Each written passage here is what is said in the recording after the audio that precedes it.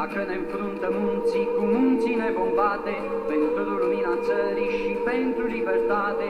Aici ne e cuvântul când îl avem de spus, decât slujirea țării nimic nu-i mai presus.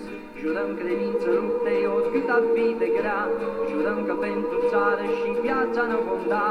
Jurăm să nu ne mintă nici clipa, nici vecia, trăiască libertatea, trăiască România, trăiască libertatea, trăiască România. Trăiască în fericire și liniște poporul, trăiască România, trăiască tricolorul.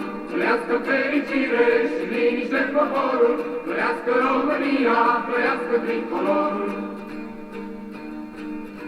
Dar țara nu se face cu lași, cu apatrizi, iubirea nu te scuză când ochii închizi. Să curățăm tot răul din viața României, că noi suntem partidul și țara omeniei. Nu creadă coții muncii că ei sunt mari și tari, noi suntem patrioții revoluționari. Avem contract pe viață cu visul și cu gria, trăiască libertatea, trăiască România, trăiască libertatea, trăiască România. Trăiască fericire și liniște poporul, trăiască România, trăiască tricolorul.